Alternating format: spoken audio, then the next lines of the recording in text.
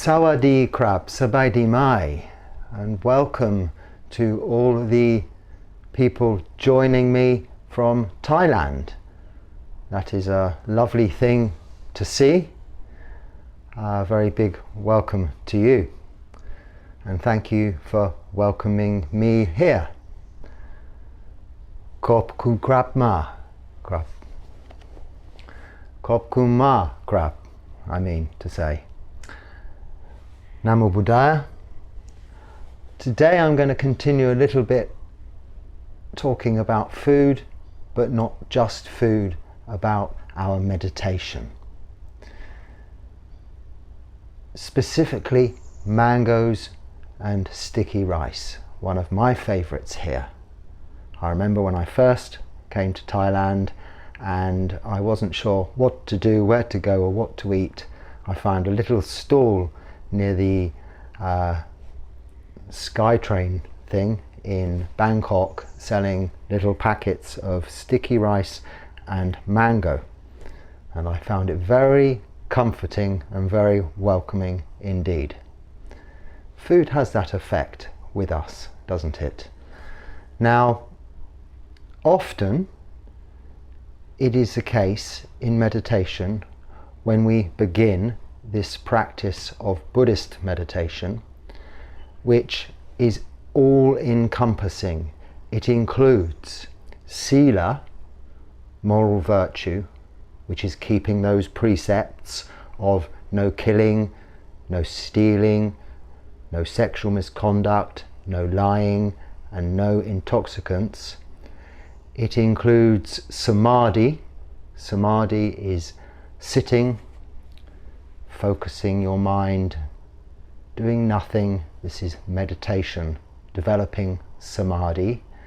And sati, which is mindfulness, or sometimes called vipassana, clearly seeing everything we go about in our daily activities doing, aware of our feelings bodily and our emotions mentally, fully awake, fully aware, understanding. And this is the final part of the practice, wisdom, the development of that knowing. And wisdom is our seeing clearly the characteristics of this life, our existence. And it will come as a natural result of practicing sila and samadhi, moral virtue and meditation. But so often, from my part of the world, including myself, we come to meditation firstly, and Buddhism often follows, because we are not brought up in Buddhist countries like this. So already we have a long way to go, because we have to learn about the story of the Buddha.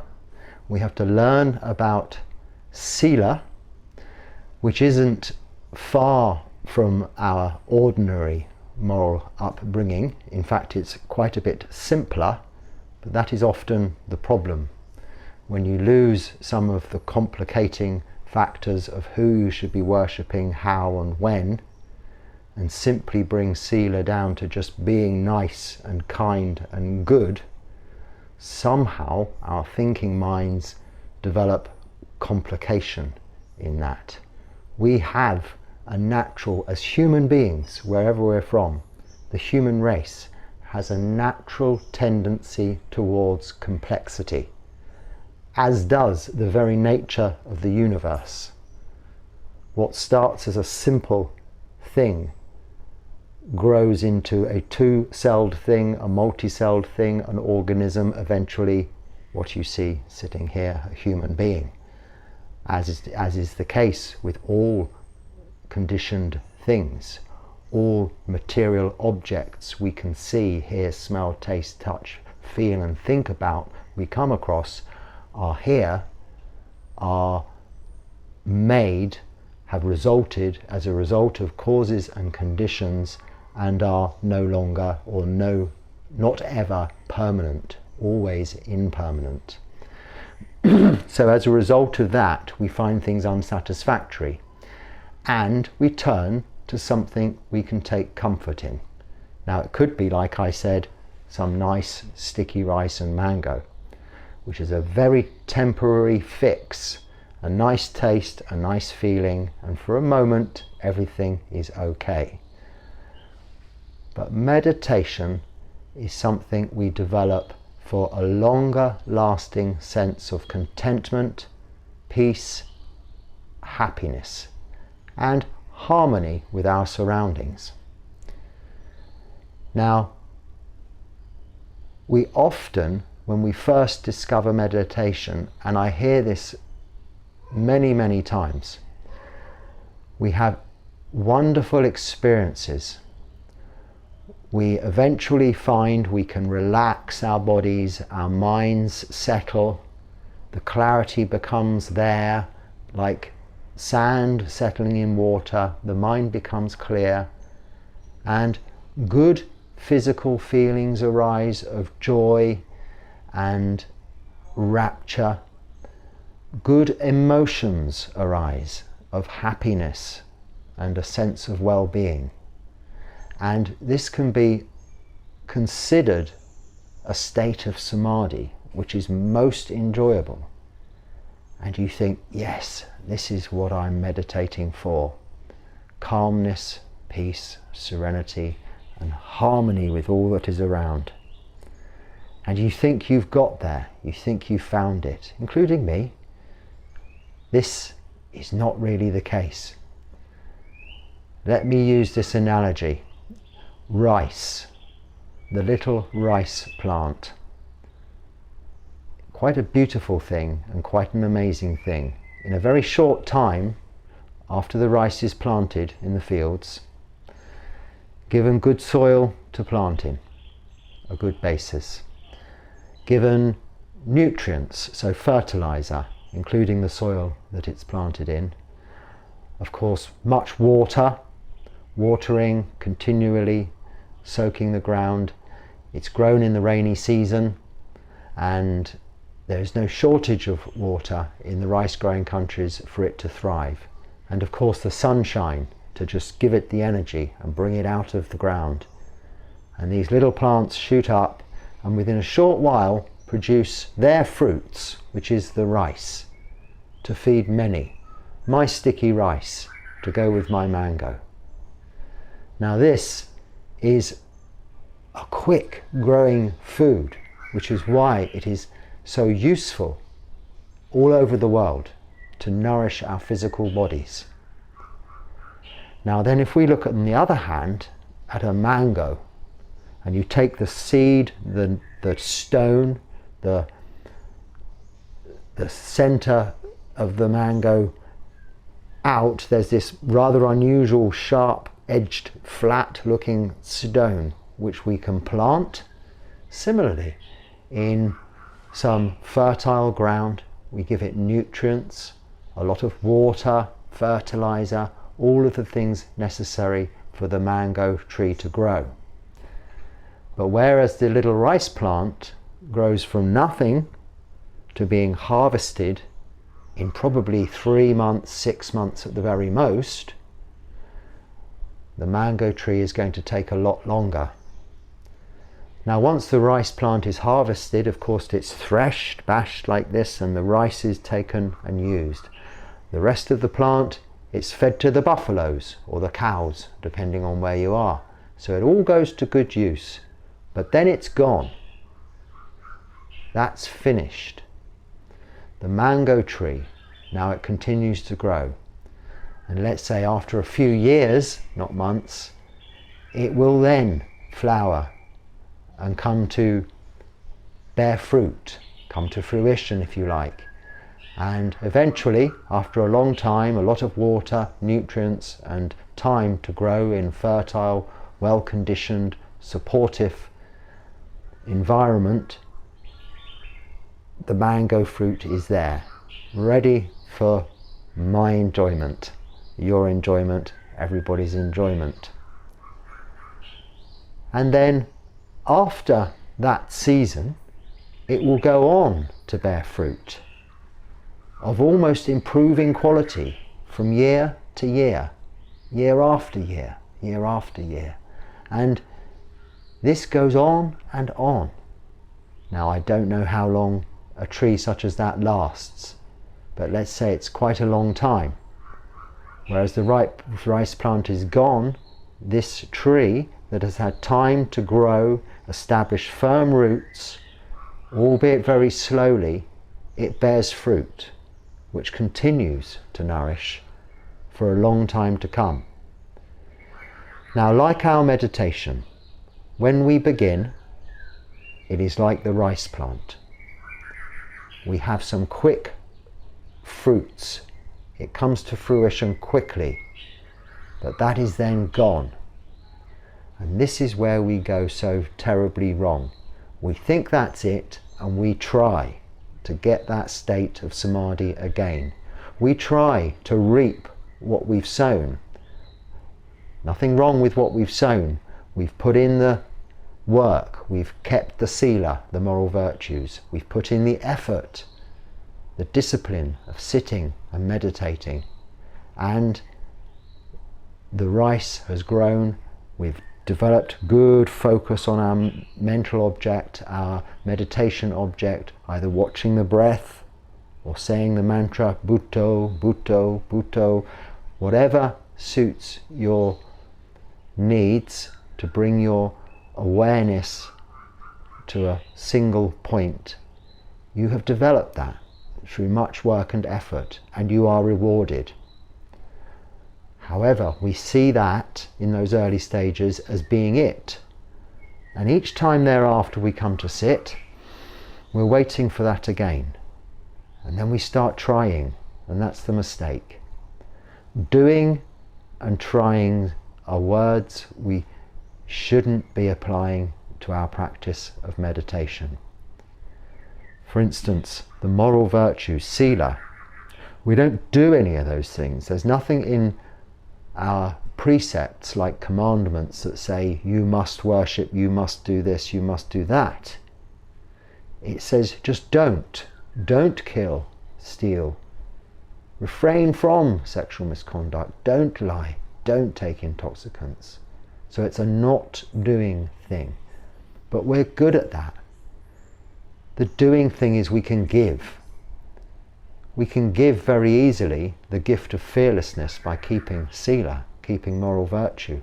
This is why all the animals around here are so tame, so friendly. Even the wild things, the snakes, come right up to you closely.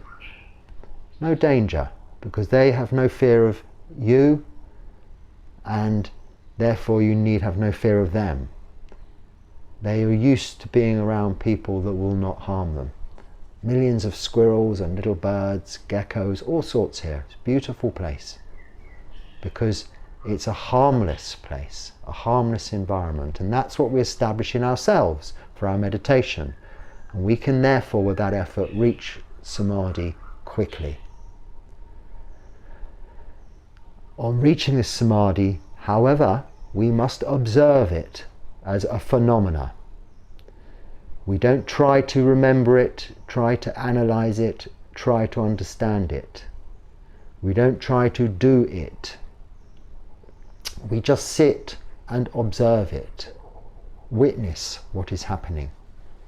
And if we can, without judgment, say, this is the arising of contentment, happiness, both emotionally and joy, rapture, physically.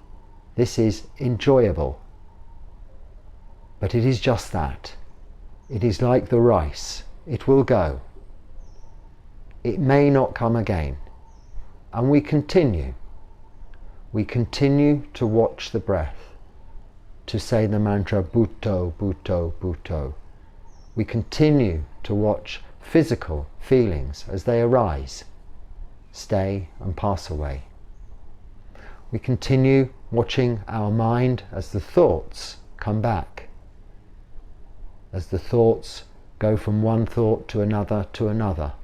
We continue with the exercises of reflection, to see how those thoughts arrive and where they lead to. But most importantly, we just sit whilst we're practicing formal meditation, and we wait, developing patience. Khanti is the Pali word, which really is patience and endurance, because that is what it takes. So, like the mango tree, we are establishing roots now at this stage. Like the rice plant, in 3 months, in a short while, we have developed something wonderful. But it's now gone. The buffaloes have eaten the bases of it, the stalks, and we have eaten the fruit, the rice. Now that needs to start all over again. But with our practice, we've already established a firm foundation. We have cultivated, developed good conditions and causes for the maturation, the growing, the establishment of a strong tree. A tree with roots firmly in that ground, solid in their foundations of our practice of regular meditation, that will grow over time, and this is where patience and endurance comes in, with nourishment, with the development of our mind, by developing the wholesome qualities of our mind. This is panya, and reducing the unwholesome qualities of our mind by listening to Dharma, reading the suttas, just being kind to people we meet, as well as being kind to ourselves, sharing loving kindness to all beings, animals, other people from all different nations across the world and even in the universe. However we do it, we generate wholesome, good mind states, and we reduce those unwholesome, bad or negative mindset states. And by developing this positive state of mind, slowly but surely, that tree will mature and bear fruit. And when it bears fruit, this fruit will be the best. It will be really the experience of samadhi, of mental, emotional happiness and joy, physical rapture and well-being. So much more, another dimension to what you've experienced so far.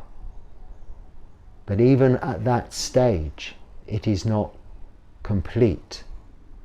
You are still within the body, you are still within the mind.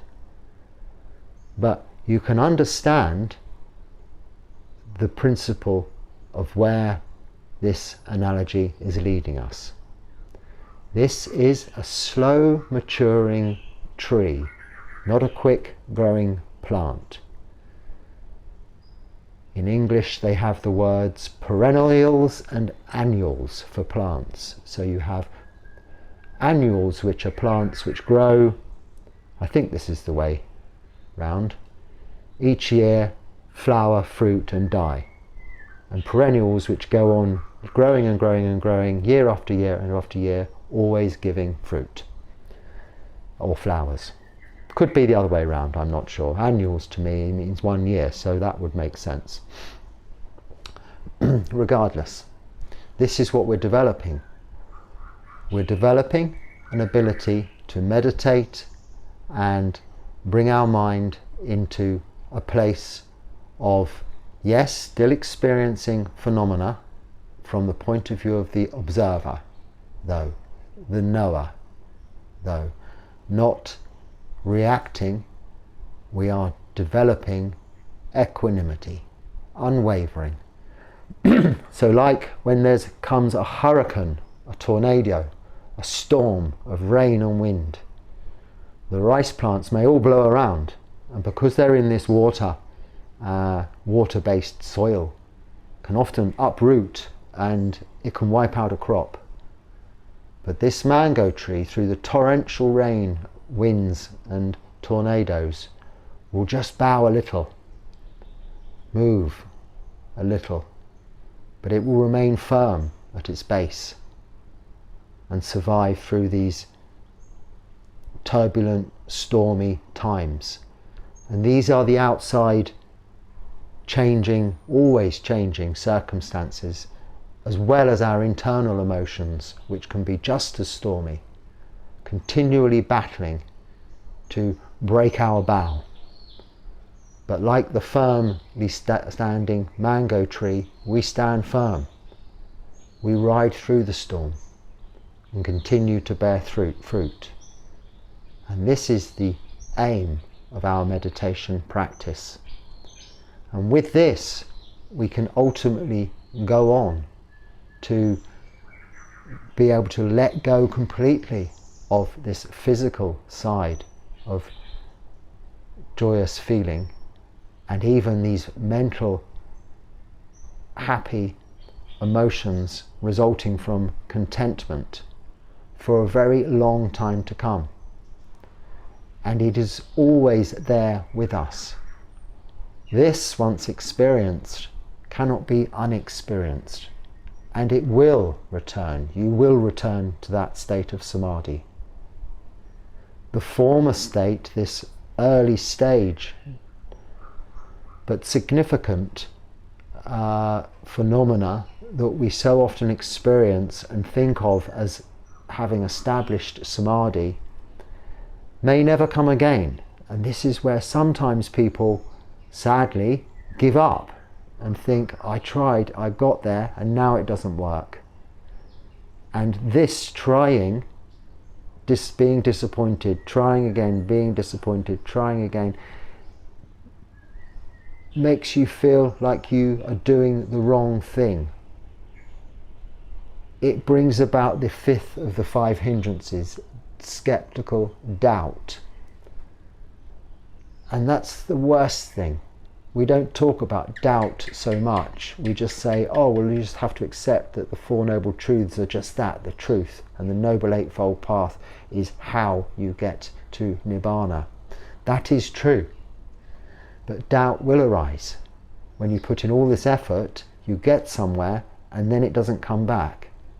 But you just have to see that as you're going from this village to that village, or this city to that city. And on the way you pass through some nice towns, some not very nice towns, some beautiful villages, some not very nice villages. This is just a beautiful village along the way. But you're going to the most wonderful, beautiful city eventually, where you will stay. So don't get fixed and stuck. Don't go and build a house, or try to build a house on wet sand in your beautiful village, when you've got just up the road there an established conurbation, an infrastructure, a geologically sound place to establish your home on firm foundations. That is where we're aiming for. The mango tree, the sticky rice is just the bonus on the way. So that's all I wanted to say today, I think. I wanted to thank all the new subscribers who have come along for watching, and like I began, a special welcome to all the people watching from Thailand. Very happy. It's a lovely thing to know you're watching too. And people from other countries also. Clearly I'm still here in Thailand, and not long, I think very soon, is another Uposatha, the full moon of, now what month are we going to be now? February. February the 1st. My mother's birthday today, in fact, in England on February the 1st. It's not morning there yet, but she will be 81. Now, I didn't see her last year in February on her birthday when she was 80. Sadly, I was still in India at that time, and I think we still had travel restrictions, so I was in India for 2 years and 6 months and couldn't really go anywhere. But I got to see her in July last year, in the summer in England, and that was very lovely, because we are allowed to stay as monks with our mothers. We're not allowed to stay with anyone else ordinarily. I won't go into all the complications of our rules, but it's okay to go and stay with your mum. That's fine. And I hope she has a wonderful birthday today.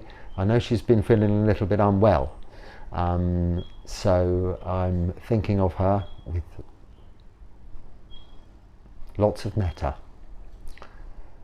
and maybe I'll see her again this summer.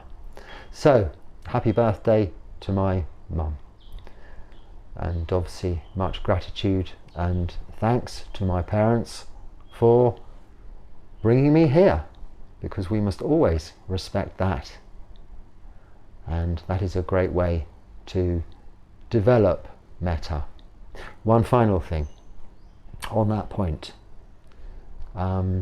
Whenever anger arises or disliking of a person, understand this: mothers have unconditional love for their children, and all beings have a mother.